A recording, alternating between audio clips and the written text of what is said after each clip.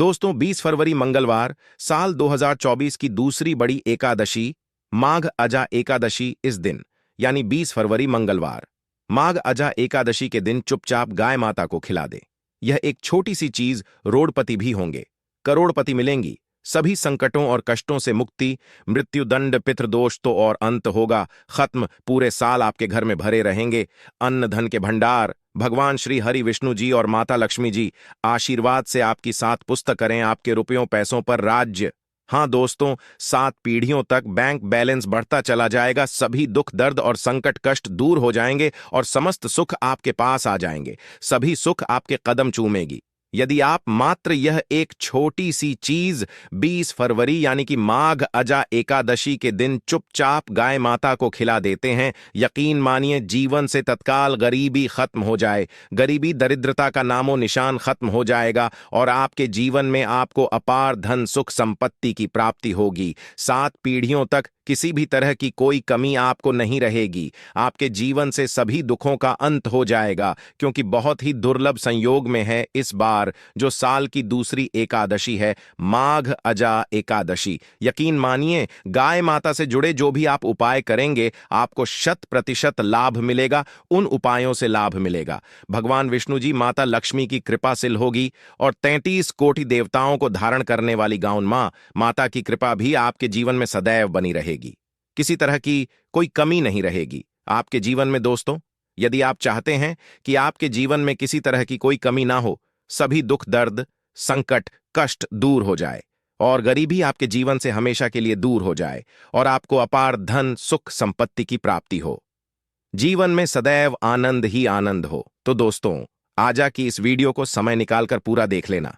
यदि आज की यह वीडियो आपने पूरी देख ली तो आपके जीवन के सभी तरह के दुखों का अंत हो जाएगा।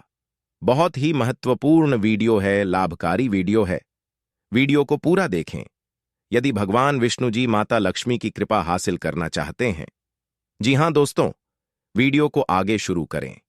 सबसे पहले भगवान विष्णु जी और माता लक्ष्मी के सच्चे भक्त इस वीडियो को लाइक अवश्य कर दें और कमेंट बॉक्स में जय माता लक्ष्मी और जय श्री हरि विष्णु अवश्य लिखें, जिससे आपकी समस्त मनोकामनाएं भगवान विष्णु जी माता लक्ष्मी पूर्ण करें। दोस्तों आपको बता दें, फरवरी के महीने में पड़ने वाली दूसरी एकादशी को माघ अजा एकादशी कहते हैं। माघ अजा एकादशी मास के शुक्ल पक्ष की एकादशी तिथि को मनाई जाती है। पंचांग के अनुसार इस बार यह एकादशी का पवित्र पावन पर्व 20 फरवरी मंगलवार को पड़ रही है। मंगलवार के दिन पूरे विधि विधान से भगवान विष्णु जी की उपासना की जाएगी। श्रीहरि को प्रसन्न करने के लिए यह दिन बहुत ही खास और महत्वपूर्ण है। तो हमारे प्राचीन धर्म ग्रंथों में गाय को एक अत्यंत महत्वपूर्ण और पवित्र पशु समझा जाता है। शास्त्रों में गाय को माता कहा गया है और समस्त देवी देवता इनका पूजन करते हैं। गौ माता के शरीर में 33 कोटि देवी देवताओं का निवास होता है। गाय एक अत्यंत पवित्र निर्मल शांत निष्पाप है। रघुवेश में इसे संसार का पालन पोषण करने वाली कामधेनु माता कहा गया है। इसके दर्शन मात्र से मनुष्य के हजारों पाप नष्ट हो जाते हैं, इसीलिए कभी इस निष्पाप गौ माता पर अत्याचार नहीं करना चाहिए। गाय को कभी मारना नहीं चाहिए और कभी उन्हें कष्ट नहीं देना चाहिए। गाय को मारना शास्त्रों में सबसे बड़ा पाप समझा गया है। दोस्तों भगवान श्री कृष्ण को गायों से विशेष लगाव था, उन्हें गौ माता बहुत अधिक प्रिय थी। श्री कृष्ण के गायों की सेवा करना ही सर्वश्रेष्ठ धर्म है, इससे बड़ा पुण्य का कार्य संसार में दूसरा कोई नहीं। कलयुग की भविष्यवाणी करते हुए भगवान श्री कृष्ण कहते हैं कि कलयुग में जब धर्म का लोभ हो जाएगा तब मनुष्य गाय की सेवा नहीं करेंगे। मनुष्य केवल दूध के लिए ही गाय को पालेगा, दूध के लिए वह गाय को बहुत कष्ट देगा, जिसके परिणाम स्वरूप कलयुग में पाप और अधम उसके चरण पर होगा। कलयुग के का लक्षण बताते हुए श्री कृष्ण कहते हैं, जब संसार से गाय समाप्त हो जाएंगी तब कलयुग का अंत होगा। जो मनुष्य कलयुग गाय की निस्वार्थ भाव से सेवा करेगा वह सुख समृद्धि हासिल करेगा। जो स्त्री रसोई में बनी पहली रोटी गौ माता को खिलाएगी वह सदा सुहागिन और सौभाग्यशाली रहेगी।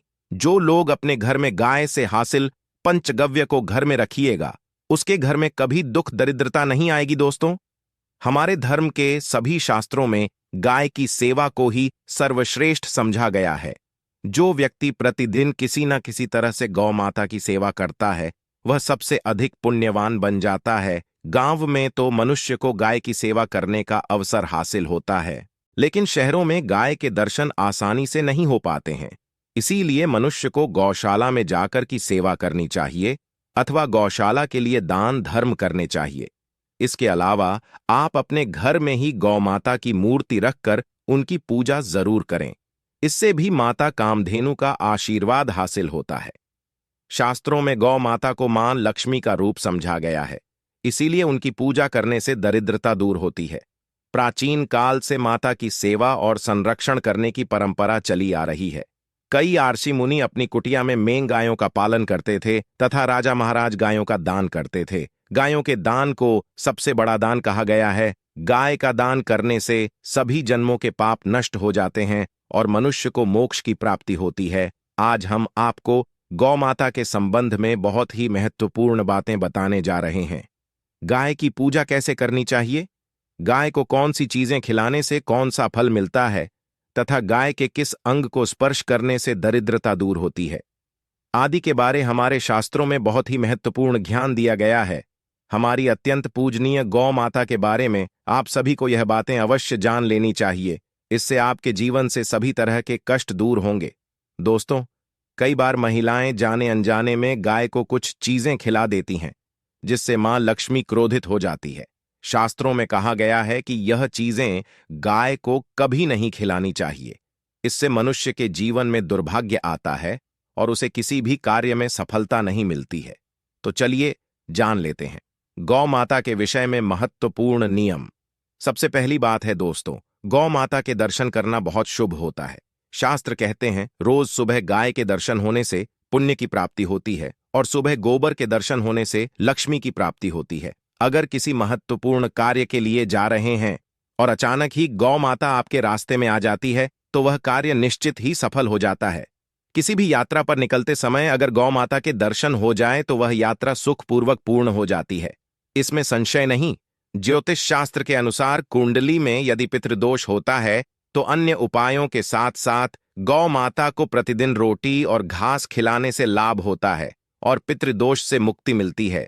इसी तरह कुंडली में यदि शनि की 7.5 या महादशा है तो हर शनिवार और अमावस्या को काले रंग की गाय को घास या रोटी खिलाए और उसकी पूजा करें। इससे शनि दोष कम होता है। गौमूत्र यानी कि गाय का मूत्र बहुत ही उपयोगी, पवित्र और स्वास्थ्य की दृष्टि से अत्यंत हितकारी होता है।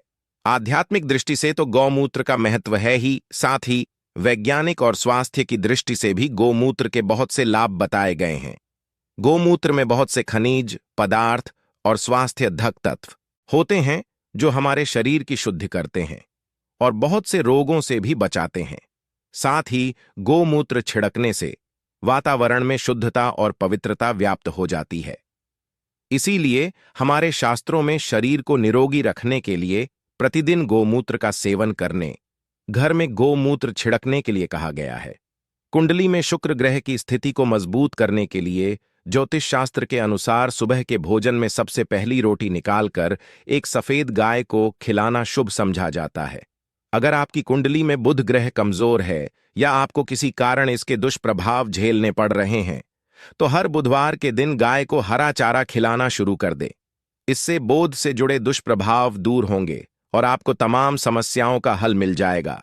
अगर कुंडली में मंगल दोष है जिसके कारण आपके जीवन में कई तरह की परेशानियां हैं तो लाल रंग की गाय की सेवा करें। मंगलवार के दिन गाय का पूजन करें और उसे गुड़ और चने आदि खिलाएं। बृहस्पति ग्रह को जीवन के सभी मांगलिक कार्यों का कारक समझा जाता है। ऐसे में अगर किसी व्यक्ति के जीवन में विवाह आदि मांगलिक कार्यों में विघ्न निर्माण हो रहे हैं तो उन लोगों को कुंडली में बृहस्पति ग्रह की स्थिति को मजबूत करने के लिए रोटी पर गुड़ और चने रखकर को खिला देना चाहिए। इससे आपको शुभ परिणाम हासिल होते हैं। अगर घर में अशांति दी है, लड़ाई झगड़े होते रहते हैं तो घर में सुख शांति बनाए रखने के लिए घर के अंदर गाय के गोबर से बने उपले को जलाना चाहिए और उसका धुआं संपूर्ण घर में फैलाना चाहिए। इससे घर की नकारात्मक ऊर्जा नष्ट होती है और सकारात्मक ऊर्जा में वृद्धि होती है। गाय के दूध, दही, घी, गोबर और गौमूत्र से बनने वाले मिश्रण को पंचगव्य कहते हैं। पंचगव्य को पाप नाशक कहा जाता है। हिंदुओं की एक धार्मिक विधि प्रायश्चित करने में इसका उपयोग किया जाता है। पंचगव्य को बनाने वाली सभी वस्तुएं अत्यंत उपयोगी होती है, जो स्वास्थ्य के लिए लाभदायक तो है ही, साथ ही औषधीय गुणों से भी भरपूर है। दोस्तों, अगर आपके द्वार पर माता आती है तो उसे बिना रोटी खिलाए जाने मत देना, नहीं तो आपको दुर्भाग्य का सामना करना पड़ेगा, क्योंकि जिसके द्वार से गाय बिना कुछ हासिल किए लौट जाती है, उसके घर से लक्ष्मी भी चली जाती है। प्रत्येक स्त्री को प्रतिदिन के लिए एक रोटी बनानी चाहिए और प्रेम से गौ माता को खिलानी चाहिए। इससे गौ माता का आशीर्वाद हासिल होता है और मन की इच्छाएं पूर्ण होती हैं। कुछ लोग गौ माता को बासी भोजन अथवा जूठन खिला देते हैं। इस शास्त्र में पाप समझा गया है। आप किसी अन्य पशु को खिला सकते हैं, लेकिन गाय को कभी जूठन नहीं खिलाना चाहिए। भूख लगने के कारण गौ माता उस अन्न को ग्रहण कर लेती है, लेकिन इसका पाप उस व्यक्ति को है जो गौ माता को ऐसा बासी भोजन खिलाता है। गाय एक शाकाहारी और पवित्र पशु है, इसीलिए गाय के में कभी मांस, अंडे आदि चीजें नहीं डालनी चाहिए। ऐसा करने से महापाप लगता है। यदि आपकी कुंडली में चंद्र दोष है और जिसके कारण लगातार परेशानी उठानी पड़ रही है, तो आप यह एक उपाय जरूर करें। आप रोटी पर सफेद मक्खन, नमक और घी लगाकर गौ माता को खिला दें। यदि शनि दोष है तो आटे में थोड़े काले तिल मिलाकर रोटी बनाकर गौ माता को खिला दें। इससे शनि दोष समाप्त होता है। मंगल दोष को दूर करने के लिए रोटी पर हल्दी लगाकर गाय को खिलाना चाहिए। घर में धन की समस्या है तो गुरुवार के दिन गाय को केले का फल खिलाना चाहिए, इससे दरिद्रता दूर होती है। दोस्तों, गौ माता की पीठ पर एक उभारा हुआ कुबड्डे केतु नारी होती है। जब भी आपके द्वार पर गौ माता पधारे, आप इस कुबड़ को एक बार जरूर स्पर्श करें। इससे आपके जीवन से सभी दुखों का अंत होगा और धन संपत्ति की प्राप्ति होगी। शास्त्रों में कहा गया है, जो मनुष्य तन मन धन से गौ माता की सेवा करता है, वह मृत्यु के बाद वैतरणी नदी को गौ माता की पूंछ पकड़कर पार कर लेता है। उसकी अकाल नहीं होती है और उसे मोक्ष की प्राप्ति होती है। जिस व्यक्ति के भाग्य की रेखा सोई हुई है, अगर वह व्यक्ति अपनी हथेली पर रखकर गौ माता की जेब से जताता आता है, तो उसकी सोई हुई भाग्य रेखा खुल जाती है और उसका दुर्भाग्य सौभाग्य में परिवर्तित हो जाए आता है। तो